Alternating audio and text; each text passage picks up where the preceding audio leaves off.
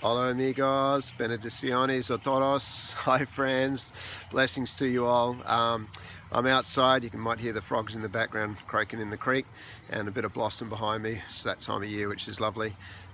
So I just a brief word this morning, and sorry I'm only just getting onto it. It is Sunday morning that I'm recording this before the picnic.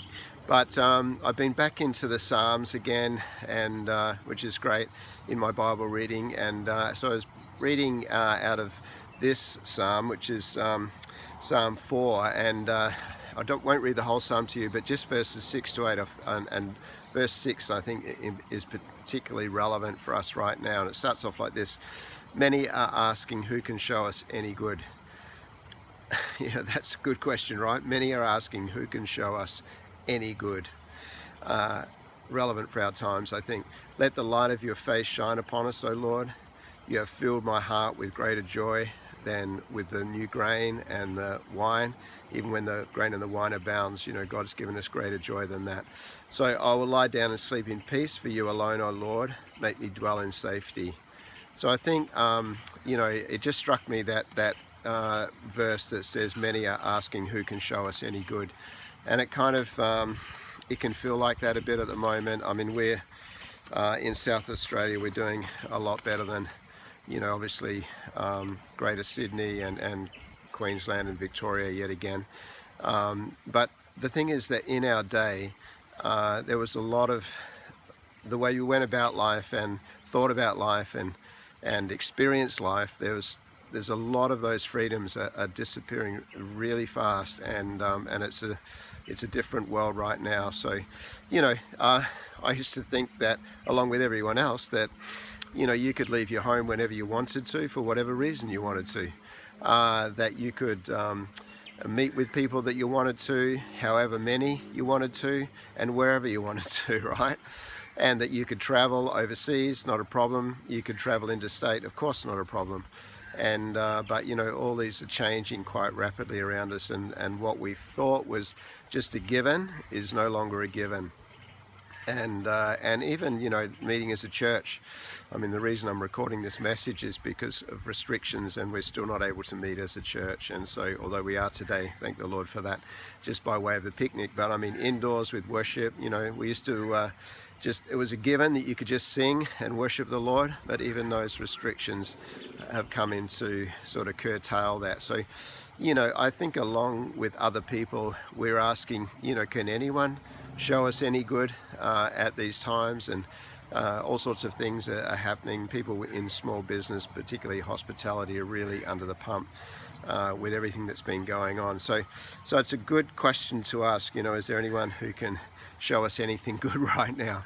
And of course, the answer to this is God. I mean, it's always, the answer is always the Lord.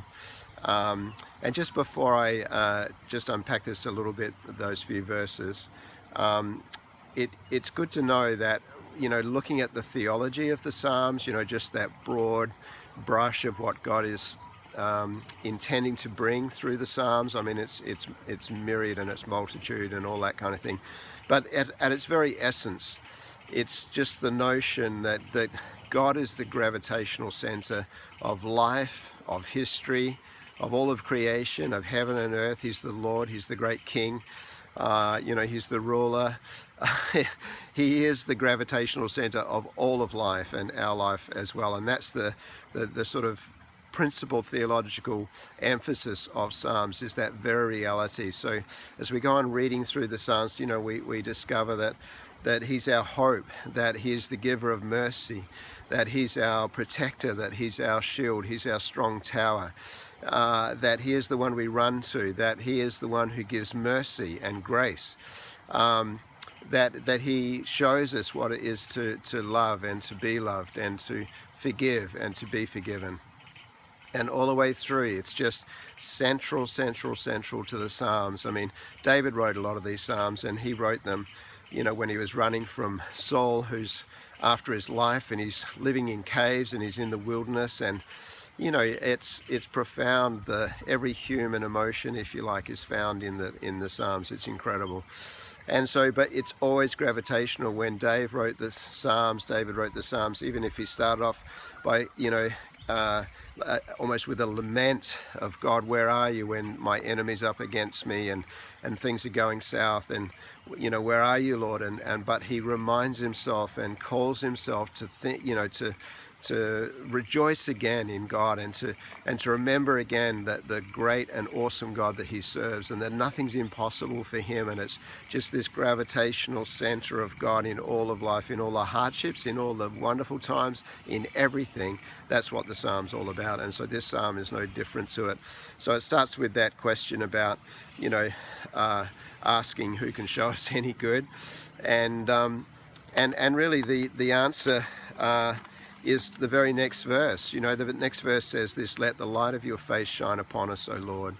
And so it's who can show us any good, and then it's, let the light of your face shine upon us, O Lord. This really talks about the favor of God and the recognition that God favors his kids. He loves us.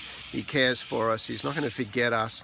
His favor is on our lives, and it's just being reminded of that. And it goes on to say that you fill my heart with greater joy than when the grain of the new wine abounds. And so when you get a good harvest and a good vintage, that's a reason to rejoice, right? It really is. And if you're I was working in the farming sector for a long time, and I understand some of that, what it means for farmers when they get a really good season, or if you're in viticulture, if you get a great vintage. It's a wonderful thing, and it brings joy to the heart. But God's saying here, and this psalm is saying, that God gives us greater joy than that. As great as those things are, and as good as those things are, there's a greater joy, and only the greater joy is brought by God. And in other words, it's a joy that actually surpasses a lot of what we would see as the more material things in life, and that's God brings that to us, which is awesome. And then it goes on with this final verse, that I will lie down and sleep in peace, for you alone, O Lord, make me dwell in safety. And this is so relevant in our day, where there's so much anxiety. It's so hard to plan things. Goodness knows how many plane trips I've cancelled, or trips interstate I've cancelled, since all this began, and that's reflected across the world a gazillion times, and people's lives being disrupted. They were going to have a wedding, now they can't have a wedding. They were going to a funeral, now that's going to be put off. All these kind of things, and as I said, pressure on business and so on and so forth. So who can tell us something good in these days? It's the question of this psalm. And as I said, but God is the one. He's the one who, but his face shines upon us. His favor is on us. And he gives us that greater joy beyond anything else that we can really experience in life. Even the great, the good material things that God blesses us with are really pale to insignificance in the light of who he really is, and his grace for us, and his love for us, and his blessing on our lives. So, and then just being able to lie down and sleep in peace. I've had some sleepless nights for a few different reasons. But I just have to remind myself that it's God who gives me peace. It's God who is my comfort. God is my safety. And again, it just seems so there's so many things right now that aren't givens like they used to be, and people are concerned about that. So I think this is a great opportunity for his church, the people of God right across the world, to show those around us through our own care of them, for just our connection with people, our love for them, not being judgmental of them, but just loving them and caring for them, and showing them that there is a confidence that we have in God, and that they also can have that same confidence. There's an assurance that we have in God, and that they can have that same assurance. And it really is an opportunity. The church is always on mission, but I think this is an hour and a day where we can really step up even more and trust God in the way that he leads us to people around us in our community, and that his voice would be heard by many, many people, that his love would be experienced by many, many people in our day. And so they might be crying out, who can show us any good thing? And we can say to them, and we can bring them to a place of faith where they understand it's God who can show them good things. It's God alone. And bring them to that point. I just want to leave you with this final verse, because Jesus said as much. He said to the disciples, peace I leave with you, my peace I give you. So I don't give as the world gives. And then goes on to say, do not let your hearts be troubled and do not be afraid. And I think this kind of really, it's like the underlining of what I've just said, that Jesus said, I'm going to leave my peace with you guys. And it's not like the world's going to give you. This is a peace that lasts. This is a peace that is consistent through all times, whether they're good or they're bad times. And he says, don't let your hearts be troubled. You know, I think that's a challenge to us as his kids, and in the sense that we can let everything that's going around trouble us. It certainly troubled me at times. But Jesus says, don't let your hearts be troubled. And, you know, they're the words we need to hang on to. That's the truth that we need to go to. It's not how we're feeling. It's not, you know, what the newspapers say. I deliberately don't watch the news for good reason. I want to hear what God says. I'm not being ignorant of it, because I understand what's going on. But just, you know, your average news, I'm not really that excited about it. I want to build myself up in God, that I might be more effective to those around us and more effective in my life and in my community. And I know that you want to be the same. So God bless you, and we'll see you in a minute or two at the barbecue. God bless you guys. See ya.